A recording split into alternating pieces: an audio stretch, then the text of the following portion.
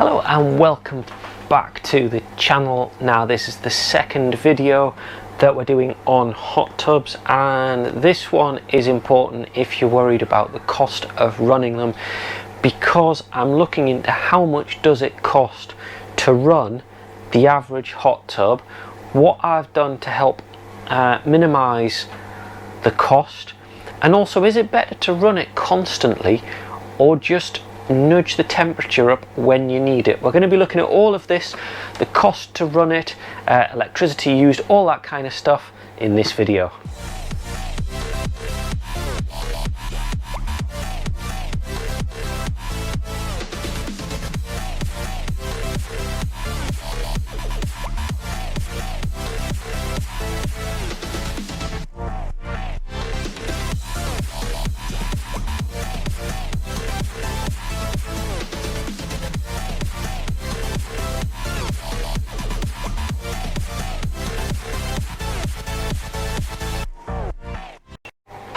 So like I say, the idea behind this video is working out what is the better way of running your hot tub, because obviously with the cost of living crisis we have to be careful of how much energy we're using, because it is at a premium and these things do suck up quite a lot of power. Now the heater in them, it's a dual heater and it's about 1.8 kilowatts. Now that is about the same as your electric kettle. So the first calculation is how long it takes to get the thing up to temperature. I'm going to put all the calculations somewhere up here so you can take a look. The first one is from 17 degrees, so that was pretty much cold tap water, from filling right the way up to 37-38 degrees. So it took the amount of time you can see on the screen, and all of that time you can see the heater was on, because I've graphed it to show how long my heater was running on the hot tub to get it up to that temperature. Remember, a 1.8 kilowatt heater, and that means that based on my energy cost I can then work out how much that cost me. So that is how much it cost me to get my hot tub from square one up to a comfortable working temperature. Now something I'm not going to take into account here is the cost of chemicals, your chlorine tablets, your anti-foam, the pH reducer, the initial chlorine granules for the shock treatment, and also I have my scale stop anti-scaler. I'm not going to take those into account. You can see on a previous video, I'll put a link in the description, all of those chemicals, where you can buy them from and costs, things like that. Anything you see in this video, I'll put some links in the description so you can buy it from my Amazon affiliate links. I make a small percentage on those with no cost to you. Does appreciate it if you do use those links, does help me keep the channel running. So now we've got the initial setup done and we know how much it costs there. How much does it actually cost to run? Now you should always run the pump and the filter constantly, 24 hours a day, 7 days a week. That keeps the water circulating, keeps it fresh, makes the filter work, filtering out any nasties, things like that. It also helps with your chlorine dosing as well. So that is a constant, and I've worked that out. The cost for just that running, not the heating, just the pump itself, you can see how many watts of energy it takes, and based on my tariff how much that's actually costing me, and I've worked it out per day so you can see what it would end up adding to, say, your weekly or your monthly electricity cost. Remember, that's just the pump for running the circulation and the filtering. It's not too bad, to be honest. It's not that heavy on power consumption. And now on to the big one. This is running the hot tub at the temperature you want. Now I've been running it at 37 degrees for the past few days. The idea being that would be my normal operating temperature. That would be the temperature that we would use our hot tub in. And you can see it clicks on approximately twice per day. You can see, because I'm using my hot tub manager unit, which plugs into all of these Bestway, Lazy Spa, Coleman hot tubs, what it does is it talks to the controller and it reports back to my home assistant, and you can see what it shows you. It shows you the state of everything, and you can click on them and you can view graphs of the temperature, so you can see the temperature as it drops down, as the water cools, and then the heaters come on and it comes back up again. So looking at that, you can see in a 24-hour period the heaters come on approximately twice, and you can see for the amount of time. So that means that per day we can work out the cost. So per day, running at 37 degrees, this is how much it's costing. Now bear in mind that does not include taking the cover off and using it, which obviously reduces the temperature because it's exposed to the air. Normally we've got our insulated cover on and things like that. Also worth noting, this is actually inside my enclosed summer house. The summer house that I built is enclosed and it's insulated. It's got a roof, corrugated roof, but it's transparent. You can see it's got windows, but it's got a big double thickness wall and insulation, a door,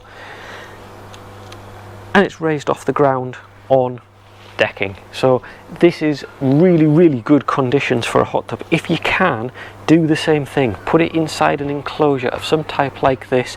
It will make huge energy savings. It helps stop heat loss, which is the main problem.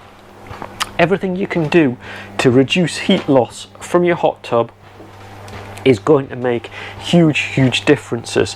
Remember, put the lid on when you're not using it. That traps the heat in there. Keep it blown up. That helps trap the heat as well. Air is a great insulator. And also, get an additional outer cover. There's many solar blankets and things like that that you can buy, and they work really well. They help keep the heat in and maintain it, and that all adds up to saving money. So what about the other way? There's another technique that I know a lot of people use, and actually I do use this to a degree, which is don't run it at top temperature all the time. You'll notice that there's like a curve of water. If the water cools, or sorry, if it heats to a certain temperature, say 38 degrees, that temperature can be difficult to maintain, whereas 35 may be better depending on your conditions. So you do need to practice that. And to test that out, what I thought I'd do is I'd drop the temperature right down. You can see hopefully over there somewhere. I've set my temperature low and left it like that for a few days, and the water has dropped down to that temperature. Say I now want to use it. So if I'm planning on using the hot tub this evening, this is the downside to this, you have to plan ahead when you're going to want to use the tub. If I want to use it this evening, what I did was this morning, you'll see there, I turned the heating up and I shifted it up to, I think it was 38 degrees, it'll say on screen. And you can see it's now been heating all of this time and up to temperature. And that means we know how long it takes to go from our low temperature to our working temperature. And from that, we can work out the cost, because again, 1.8 kilowatt heater on constantly all of that time, the cost works out like this. Well then, so there you can see a summary of what we've worked out. Temperature to go from cold up to running temperature, how to maintain it, so a 24 hours usage cost, and then going from cold or cooler up to operating temperature, how long it takes, and the cost associated, so you can then work it out based on your own usage what is going to work out better or worse for you. Now, it's complicated to work out because it's not going to be the same for everyone. I'm in certain conditions. I'm in the northeast of England, so the air temperature is generally a lot cooler, but I'm surrounded by my my summer house here. It all varies. I mean, even direct sun on it will help up the temperature during the day, so you may find it uses less during the day. I do think if you've got something like solar panels or things like that, then programming it so that the heaters and the temperature is pushed up during a hot sunny day will be beneficial, and you can do that using one of my hot tub manager units. You've heard me mention it a few times. The link's down the bottom. What it does is it lets you control and remotely control the panel, and that also means you can make it talk to Home Assistant and set a series of schedules and automations and things like that. So for example, if your solar panels are producing excess energy, then turn the heat up in the hot tub and use that excess energy. You might as well make use of it rather than spending money on heating the unit up.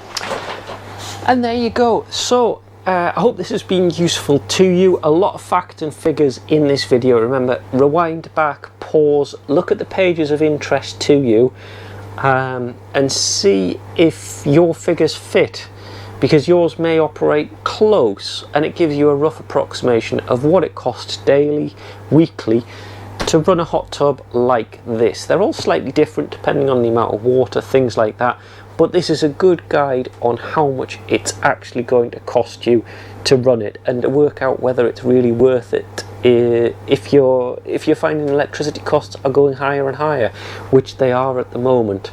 So I hope this has been useful. Please do put a thumbs up, a like at the bottom. Helps me know that I'm doing the right videos and you find it useful. And if you want to see more like this, hit the subscribe button and the bell down the bottom, and we'll see you in the next video.